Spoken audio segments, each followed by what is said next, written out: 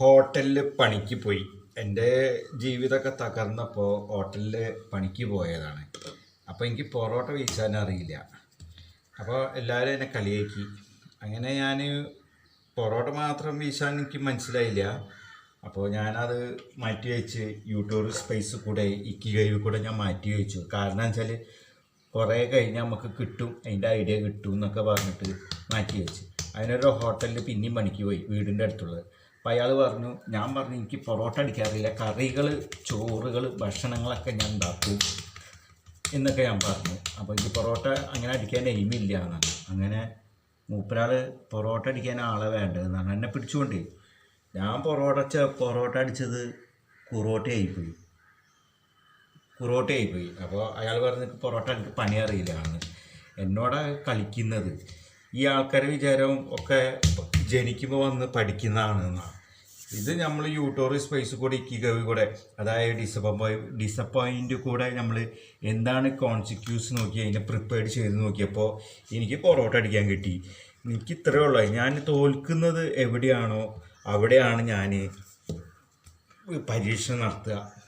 അറിയുന്ന കാര്യങ്ങൾ ഞാൻ നിർത്തിവെക്കുക, അറിയാത്ത കാര്യങ്ങൾ. അപ്പം നമ്മൾ പൊറോട്ട അടിക്കുന്നത് ഇതാ ഈ ഭാഗം ഇങ്ങനെ മെല്ലെ, ഈ ഭാഗം ഇങ്ങനെ പിടിക്കുക, മെല്ലെ വലിച്ചിട്ട് നമ്മൾ ഇങ്ങനെ വീശുക, പിന്നെ ഇങ്ങനെ വലിക്കുക, പിന്നെ ഇങ്ങനെ വലിച്ചിട്ട് പിന്നെയും വീശുക, പിന്നെ ഇങ്ങനെ വലിക്കുക, പിന്നെ ഇങ്ങനെ മെല്ലെ വലിക്കാൻ പാടുള്ളൂ കേട്ടോ, പിന്നെ ഇങ്ങനെ വീശുക.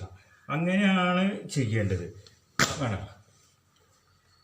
ഞാൻ ഇപ്പോൾ വീഡിയോ എടുക്കുന്നതുകൊണ്ടാണ് ഇപ്പോൾ മൂന്നാല് തവണ ഒക്കെ വീശുന്നത്. ഞാൻ ആകെ 1-2 തവണ ഒക്കെ വീശുള്ളൂ.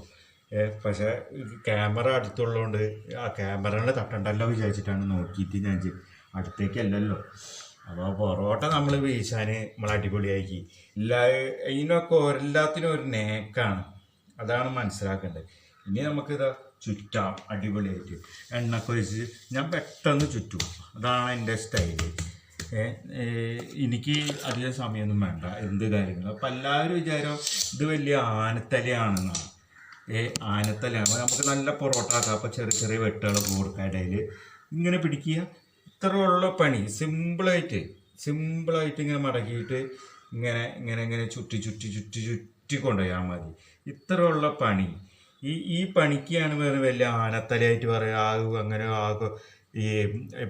അങ്ങനെ സംശയങ്ങൾ ചോദിക്കുമ്പോൾ അത് അങ്ങനെയൊന്നും കിട്ടൂല, ഭയങ്കര പണിയാണ് എന്നൊക്കെ പറയും.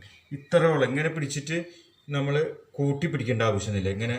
ഇങ്ങനെ പിടിച്ചിട്ട് മെല്ലെ ഇങ്ങനെ ടൈറ്റ്, ഇങ്ങനെ ചുറ്റുമ്പോൾ മെല്ലെ ടൈറ്റാക്കി ചുറ്റി കൊടുക്കുക. ഇത്രയേ ഉള്ളൂ പണി. അപ്പോൾ അടിപൊളി ഏതളായ ഒരു പൊറോട്ട കിട്ടും. ഇതാണ് ഇപ്പോൾ നമ്മൾ കണ്ടുപിടിച്ചത്. നമ്മളടുത്താണ് കളിക്കുന്നത് എല്ലാവരും. മൻസൂർ എന്ന് പറയുന്നത് എന്ത് കാര്യങ്ങളും മൻസൂറിന് സിമ്പിളാണ്, മനസ്സിലാക്കുമ്പോൾ ഒന്ന് നോക്കിയാൽ മതി കറക്റ്റായിട്ട്.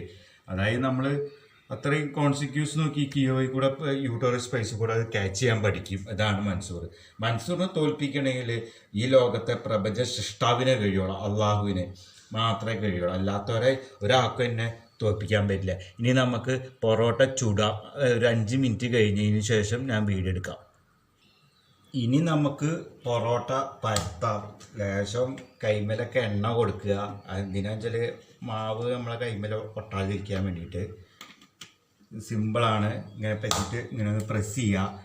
ഒന്ന് അങ്ങോട്ട് അമർത്തുക, ഒന്ന് ഇങ്ങോട്ട് അമർത്തുക, ഒന്ന് ഇങ്ങോട്ട് അമർത്തിയിട്ട് ഈ ഇതുകൊണ്ട് തലഭാഗത്ത് മാത്രം പരത്തുക. പിന്നെ ഇങ്ങനെ പരത്തുക, പിന്നെ ഇങ്ങനെ പരത്തുക, പിന്നെ ഒന്നിങ്ങനെ അടിക്കുക. ഇങ്ങനെ വിട്ട് പിടിക്കുക. അതായത് എന്തിനാന്ന് വെച്ചാൽ ഇതൾ കിട്ടാൻ വേണ്ടിയിട്ട്. പിന്നെ ഒന്നും കൂടി പരത്തുക. ഇങ്ങനെ പരത്തുക. അപ്പോൾ പൊറോട്ട കറക്റ്റ് വട്ടായി. അപ്പോൾ ഞാൻ അങ്ങനെ ഒരു ചാൻ പിടിക്കും. ഇത്രയേ ഉള്ളൂ എൻ്റെ പണി.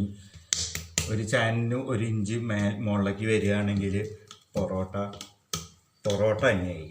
നല്ല ഇതൾ കിട്ടി അടിപൊളിയായിട്ട്. ഒരൊറ്റ അടി. ഇനി നമുക്ക് ചട്ടിയുമേക്ക് വയ്ക്കുക. ഇനി നമുക്ക് പൊറോട്ട എണ്ണയൊക്കെ തേച്ചിട്ട് ഇങ്ങനെ കോഴിമുട്ട മറിക്കുന്ന മാതിരി മറിക്കുക. അടിപൊളിയായിട്ട് ഒരു 4 തവണ അങ്ങോട്ടും ഇങ്ങോട്ടും മറിക്കുക. ഇത്ര പണിയുള്ളൂ.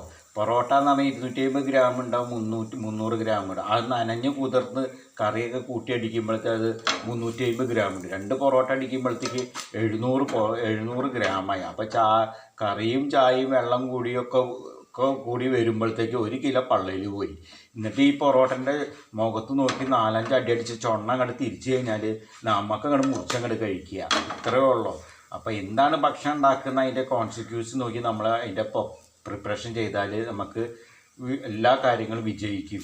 ഇതാണ് അതിൻ്റെ രീതി. അപ്പോൾ നമ്മളങ്ങനെ ഇതിലേക്ക് നിന്ന് ചെയ്യുന്ന ആളായതുകൊണ്ട് നമ്മൾ പിന്നെ പൊറോട്ട എന്ന് പറഞ്ഞാൽ 1 കിലോ മാവിന് ഈ 20 മില്ലിഗ്രാം ഉപ്പ്, പിന്നെ ഒരു 30 മില്ലിഗ്രാം പഞ്ചസാര, നെയ്യ് ഒക്കെ കൂടി വെച്ച് കഴിഞ്ഞാൽ എല്ലാം കൂട്ടി കുഴച്ച് കഴിഞ്ഞാൽ പൊറോട്ടയായി, അടിപൊളി പൊറോട്ടയായി.